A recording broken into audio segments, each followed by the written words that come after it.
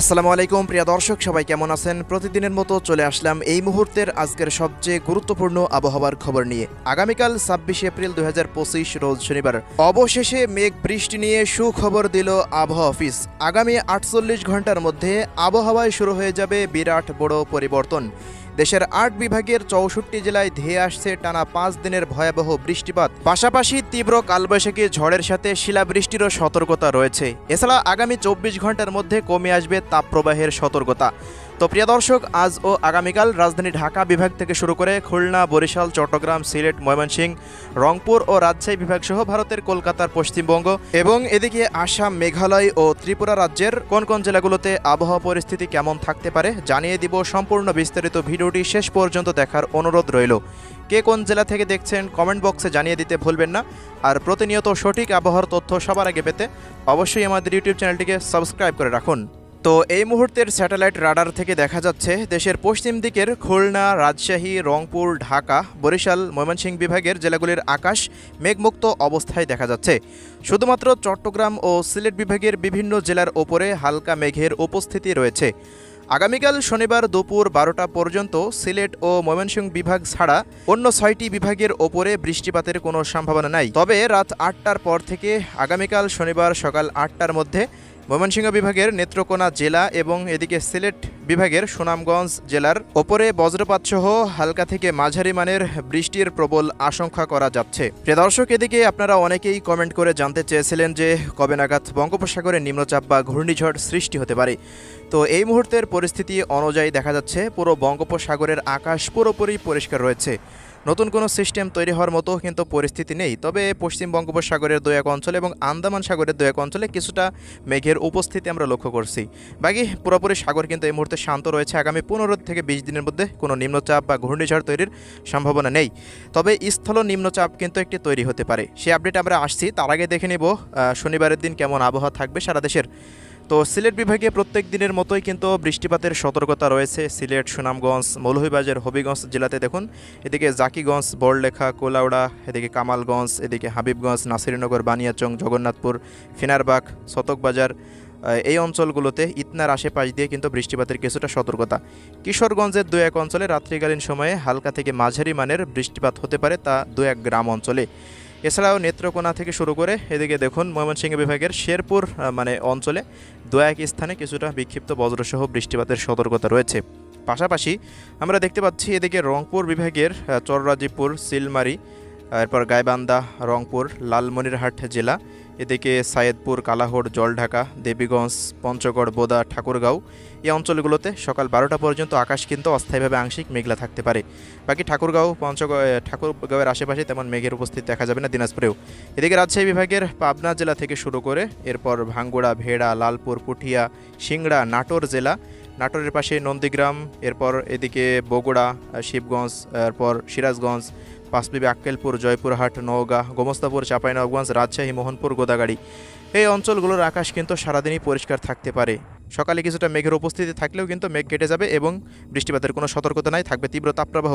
খুলনা বিভাগের কুষ্টিয়া, ভেড়ামারা, এদিকে আলমডাঙ্গা, দৌলতপুর, মিরপুর, মেহেরপুর, গাংনী থেকে শুরু করে এদিকে মাগুড়া, চুয়াডাঙ্গা, যশোর, নড়াইল, অভয়নগর, সাতক্ষীরা, খুলনা, মাগুড়া, শ্রীকান্তপুর, সাতক্ষীরা, বাগেরহাট, মংলা পর্যন্ত আবহাওয়া পুরোপুরি সারাদিন পরিষ্কার থাকার সম্ভাবনা। বৃষ্টিপাতের কোনো আপডেট আমরা দেখতে পাচ্ছি না। পাশাপাশি বরিশাল বিভাগের জেলাগুলি যদি দেখি, বরিশাল থেকে শুরু করে এদিকে পিরোজপুর, মঠবাড়িয়া, ভোলা, বুরহানুদ্দিন, মির্জাগঞ্জ, পাথরঘাটা, কলাপাড়া, দশমিনা এই অঞ্চলগুলোতে বৃষ্টিপাতের কোনো সম্ভাবনা আমরা লক্ষ্য করছি না। কুয়াকাটার আশেপাশেও, বাকি এদিকে মনপুরা, হাতিয়া, বুরহানুদ্দিন, দৌলত খান, ভোলা জেলার আশেপাশেও তেমন কিন্তু কোনো বৃষ্টিপাতের সতর্কতা সকাল পর্যন্ত দেখা যাচ্ছে না। তো এবার আসছি চট্টগ্রাম বিভাগের আপডেটে। তো চট্টগ্রামের দেখুন টেকনাফ থেকে শুরু করে এদিকে একেবারে নাইখংছড়ি, খাগড়াছড়ি, থানচি, কুতুবদিয়া, কক্সবাজার, সাতকনিয়া, রাওয়ানছড়ি, রাজস্থলী, বিলাইছড়ি, হাটহাজারি, রাঙ্গামাটি থেকে শুরু করে লংগদু, দীঘিনালা, খাগড়াছড়ি, মানিকছড়ি, ফটিকছড়ি, এদিকে রয়েছে ফেনী, ফেনীর দু এক অঞ্চলে কিন্তু বৃষ্টিপাত থাকতে পারে, ছাগলনাইয়া অঞ্চলে।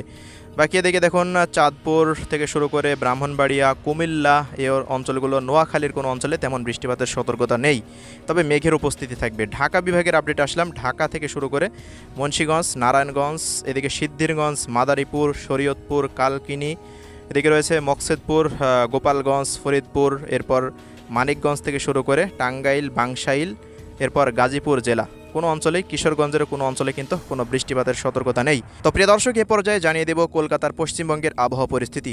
আগামীকাল শনিবার 26 এপ্রিল দেখা যাচ্ছে পুরুলিয়া, বাঁকুড়া, বর্ধমান থেকে শুরু করে এদিকে নদিয়া, এরপর মুর্শিদাবাদ, মালদা থেকে শুরু করে দেখা যাচ্ছে চন্দননগর, কলকাতা, হাওড়া, হুগলি থেকে শুরু করে উত্তর 24 পরগনা, দক্ষিণ 24 পরগনা, পশ্চিম মেদিনীপুর, পূর্ব মেদিনীপুর থেকে শুরু করে উত্তর দিনাজপুর, দক্ষিণ দিনাজপুরে কোনো বৃষ্টিপাতের সম্ভাবনা নেই। ঝাড়গ্রামে বৃষ্টিপাতের সতর্কতা নেই। তবে এদিকে উত্তরবঙ্গের আলিপুরদুয়ার, কোচবিহার, দার্জিলিং, জলপাইগুড়ি, শিলিগুড়ির আশেপাশ দিয়ে কিছুটা বৃষ্টিপাত থাকতে পারে। আসাম, মেঘালয় রাজ্যে দেখুন বৃষ্টিপাতের সতর্কতা দেখা যাচ্ছে, মেঘের উপস্থিতি লক্ষ্য করা যাচ্ছে, বেশ কিছু অঞ্চলে বৃষ্টিপাত থাকতে পারে।